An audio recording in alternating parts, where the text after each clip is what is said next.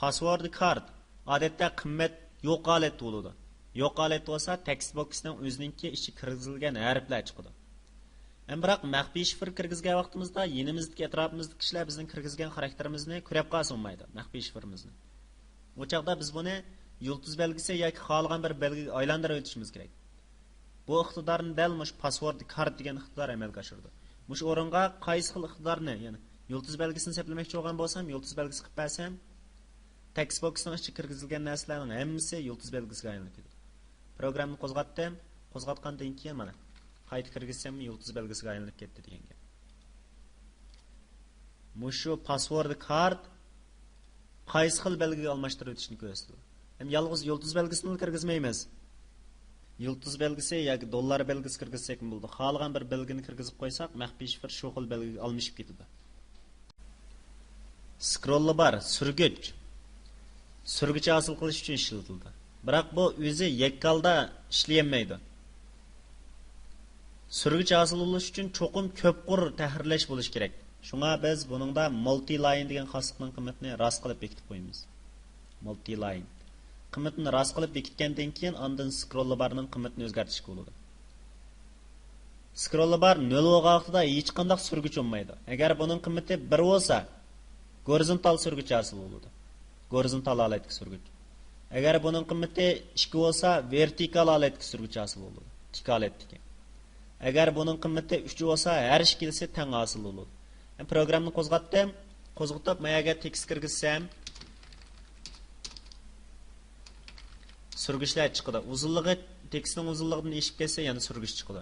Demak, shu ikki surgichning hosil bo'lishi uchun scroll bar degan xoslikni qo'llanamiz. Scroll bar.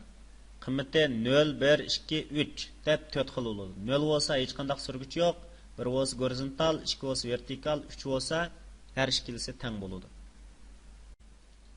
Text xosligi, ya'ni mush text boxning ichiga kirgizilgan xarakterni ko'rsatadi. Text boxning ichiga ma'lum bir narsa kirgizsak, mush text xosligidan foydalanamiz. Masalan, xmr, it, chekitcom demoqchi bo'lgan bo'lsam, yoki programmada bo'lsin, text birninki teksti deganim tang muxtar bo'lsin. Programni qo'zg'atganning yoqi mush text xosligi ichiga materialni urib berdi, yoki men ko'rsatgan xarakterni mushning ichiga urib berdi, yo'llab berdi. Text, ya'ni ichiga kirgizilgan xarakter. Framework guruhlash kontroli. Bir qancha bir guruh qilishga tegishli bo'lgan narsalarni, masalan, o'xshash xususiyatga ega bo'lgan bir guruhdagi narsalarni. Text box, command button, checkbox degan mush uchini bir guruh qilib qurmoqchi bo'lsam, u holda frameworkni ishlataman. Buningki biz bilmaydigan alohida xosligi yo'q, shuning buning xosligida to'xtalmaymiz. Command button. Command button bo'lsa buyruq berish uchun ishlatiladi, ya'ni commandni ijro qilish uchun ishlatiladigan bir xil knopka. Ismdili chiqib turdi, buyruq ijro qilish uchun ishlatiladi. Yani buningki bir qancha xil xosligi bor, biz bu shu xosliklar ustida to'xtalamiz. Command buttonning ishlatish o'rinlari bekchiq. Mayli siz qaysi bir xil narsani ilang, masalan, yangidan bir ramka qurmay desangiz, mayada 3 ta command ishlatibdi-ku.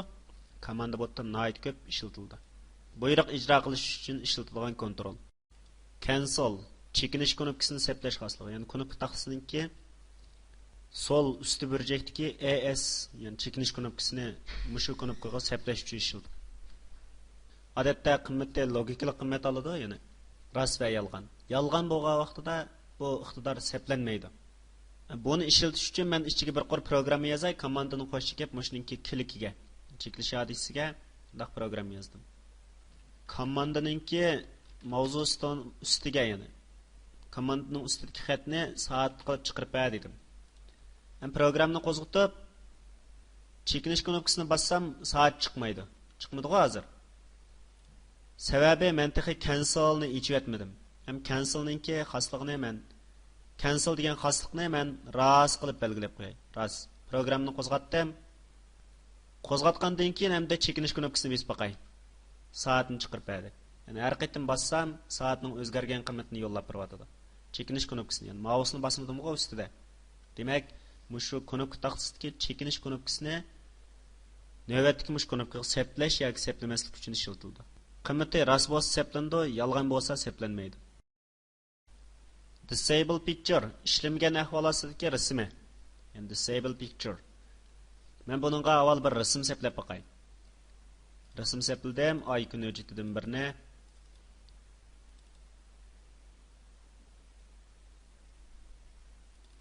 Icon o'jitidan birini sepildim. Programni qo'zg'atib, bassam, hozir men ishlash holatida bo'lganligi uchun bu qanaqa payda ishlamaslik holatidagi rasmni men ko'rsatib bermadi. Disable picture. Ishlangan holatdagi rasmi deganda. Hem komandani ishlamaslik holatiga keltirish uchun men cho'qim uning enables'ni yolg'on qilib qo'yishim kerak. Endi qo'zg'atib boqay. Qo'zg'algandan keyin qarasam, yanada o'xshash bu knopkaning ustiga rasm chiqmadi. Sababi nima? Chunki knopkaning ustiga mayli disable picture seplayli, mayli picture seplayli, cho'qim knopkaning xosligini o'zgartirishimiz kerak. Ya'ni shaklini o'zgartirishimiz kerak. Style deydigan bir xoslik bor, buning qiymatini bir qilib belgilab qo'yishim kerak. Bir qilib belgilab qo'yganning yoqi programni qo'zg'atsam, endi bu ishlamaslik holatida rasm chiqadi.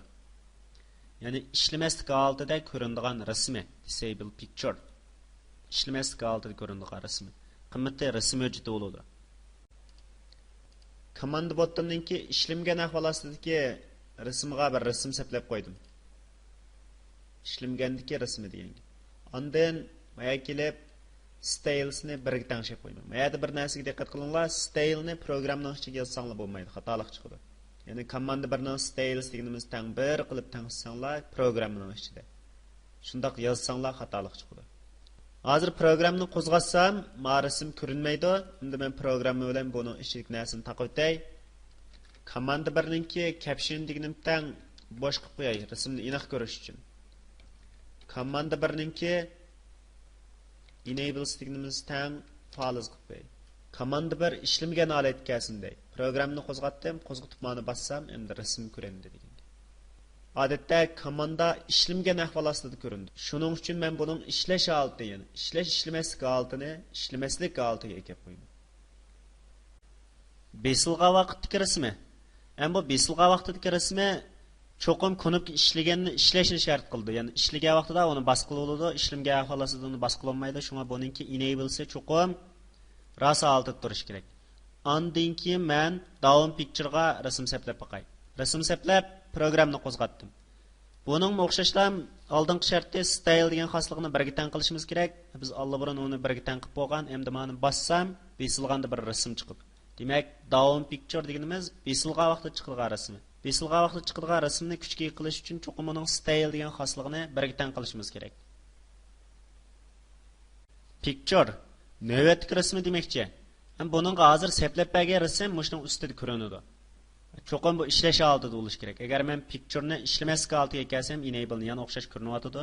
Programni qo'zg'atdim, biroq qo'zg'atgan vaqtimda tunji rasm ko'rinmaydi. Picture'dagi rasm qo'zg'atishimga ko'rinsin deydigan ishim bo'lsa, u cho'qim ishlash holatida bo'lish kerak. Ishlash holatida ondan qo'zg'atgan vaqtimda bu rasm ko'rinadi. Picture navbatdagi rasmi. Ya'ni ishlash holatida tunji qo'zg'algan vaqtida uning ustida chiqadigan rasmini biz picture hisoblaymiz.